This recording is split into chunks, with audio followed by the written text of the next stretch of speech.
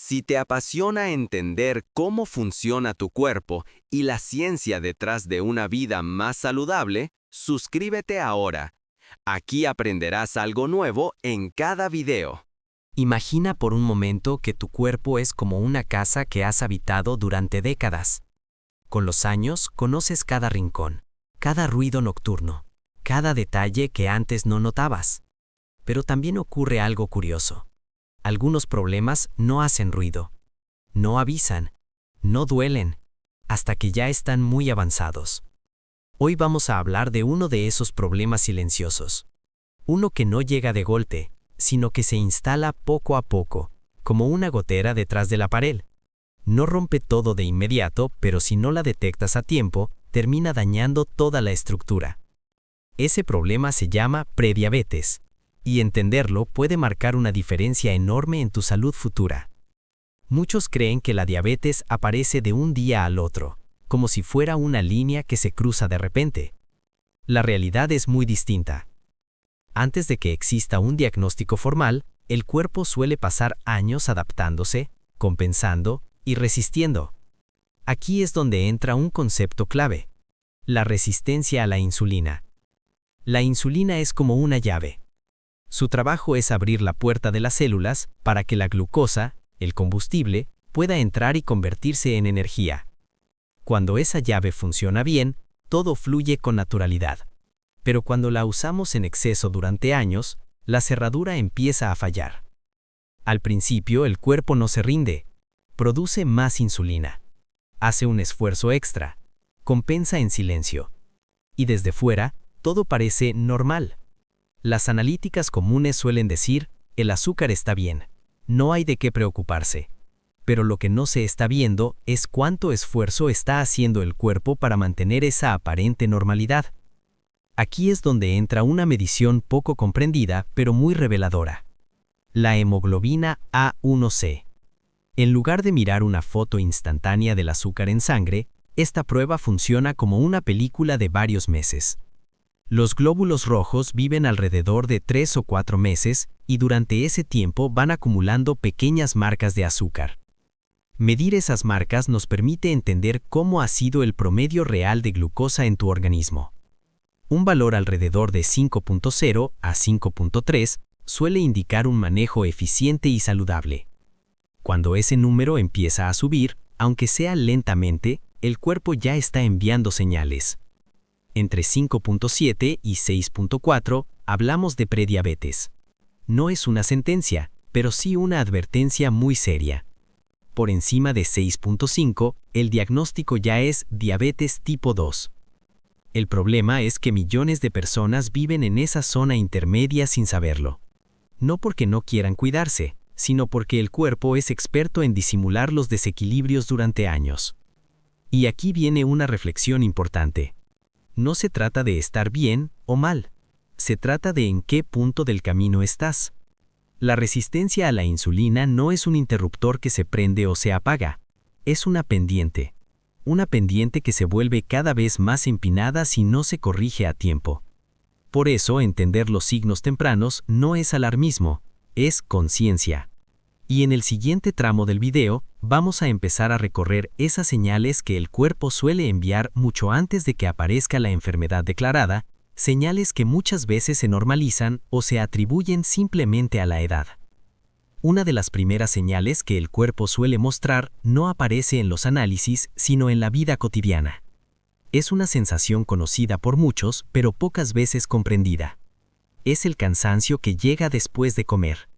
No hablamos del deseo natural de sentarse un momento tras una comida abundante. Hablamos de esa fatiga pesada, casi aplastante, que apaga la claridad mental, que quita ganas de moverse y que parece robar energía en lugar de aportarla. La comida, en condiciones normales, debería funcionar como leña en una chimenea, alimentar el fuego. Pero cuando existe resistencia a la insulina, ocurre lo contrario. El cuerpo recibe el combustible, pero no logra usarlo bien. Las células, cansadas de recibir más glucosa de la que pueden manejar, empiezan a cerrar sus puertas. Y entonces sucede algo paradójico. Hay energía disponible, pero no accesible. Para proteger al cerebro, que necesita niveles estables de glucosa para funcionar, el cuerpo activa un plan de emergencia. Convierte ese exceso de azúcar en grasa circulante, especialmente en forma de triglicéridos. Es como guardar cajas sin abrir en un almacén cada vez más lleno. Este esfuerzo constante tiene un costo, y uno de los primeros precios que se paga es la energía diaria. Otra señal temprana, menos evidente, pero igual de importante, tiene que ver con la forma en que el cuerpo se repara. Un pequeño corte, un rasguño, una herida menor que antes cerraba rápido y ahora parece tardar semanas. La razón no está en la piel, sino en la circulación. Cuando hay demasiada glucosa circulando durante largos periodos, parte de ese exceso se filtra hacia los tejidos. Esto atrae agua, genera inflamación y dificulta el flujo sanguíneo fino, el que llega a los rincones más pequeños del cuerpo. La sangre no llega con la misma eficiencia, y sin una buena circulación, la reparación se vuelve lenta. A veces, junto a esto, aparece otra sensación extraña: hormigueo o adormecimiento, especialmente en manos o pies. No suele doler al inicio, solo se siente raro, como si la señal eléctrica no viajara del todo bien. Esto también está relacionado con el mismo mecanismo: inflamación, presión en los tejidos y alteración de los nervios más finos. No es una complicación repentina, es un proceso gradual, y entenderlo a tiempo permite revertirlo antes de que avance. Con el paso de los años, si esta situación se mantiene, otros órganos sensibles empiezan a resentirse. Uno de ellos es el riñón. Los riñones son filtros extraordinariamente delicados.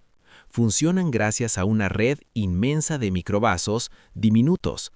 Cuando estos microvasos se inflaman o se dañan, el filtrado pierde precisión. Al principio, el cuerpo puede compensar, pero si el daño continúa, el desgaste se acumula. Y aquí es donde muchas personas se sorprenden al descubrir que la diabetes es una de las principales causas de insuficiencia renal. Otro órgano especialmente vulnerable es el ojo. La retina, esa capa sensible que convierte la luz en visión, también depende de una microcirculación perfecta. Cuando el equilibrio se altera, la visión puede empezar a volverse borrosa. No de golpe, primero de manera intermitente, luego más persistente. Es una señal de alerta, no un destino inevitable, pero requiere atención. Hasta aquí, quizá notes algo en común. No estamos hablando de síntomas espectaculares, estamos hablando de pequeños cambios que se vuelven crónicos. Y eso es justamente lo peligroso de la resistencia a la insulina. Avanza en silencio, disfrazada de normalidad.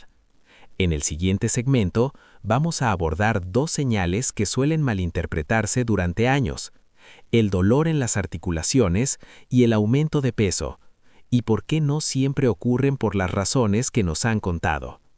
Durante años se ha repetido una idea que parece lógica, pero que no siempre es correcta.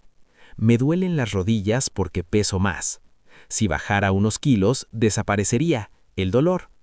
Aunque el peso puede influir, esa explicación deja fuera un factor mucho más profundo: la inflamación interna. La resistencia a la insulina es en esencia un estado inflamatorio. No es una inflamación visible, como una herida roja o hinchada.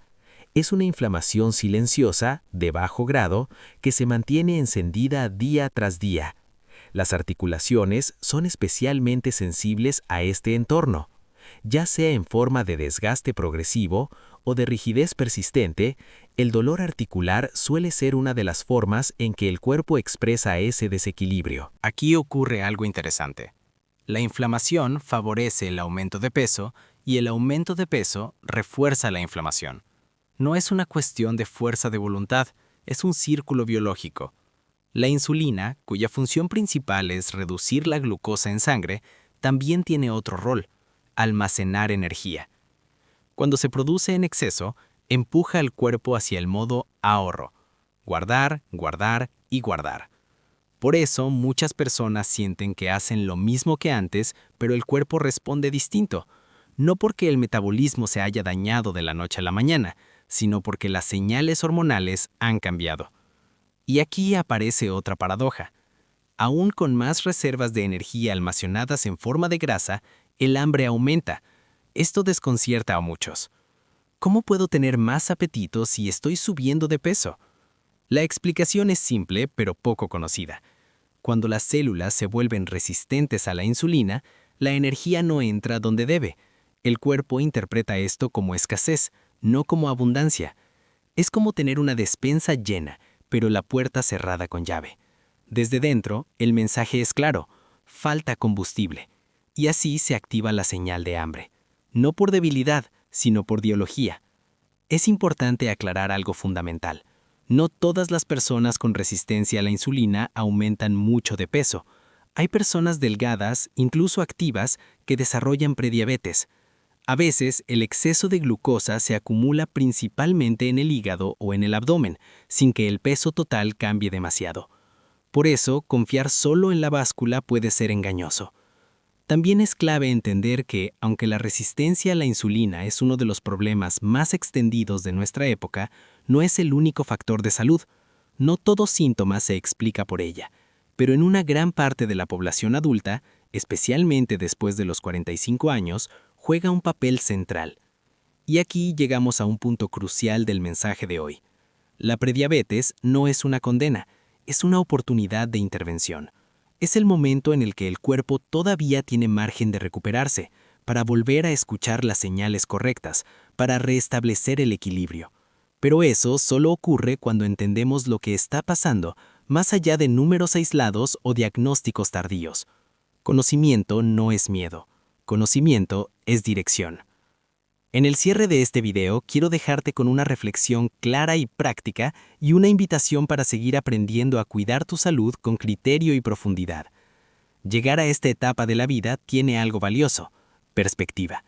Ya no se trata solo de verse bien o de cumplir metas pasajeras, se trata de preservar la claridad, la energía y la autonomía para los años que vienen. El cuerpo no se rompe de repente, se va adaptando a lo que le damos día tras día.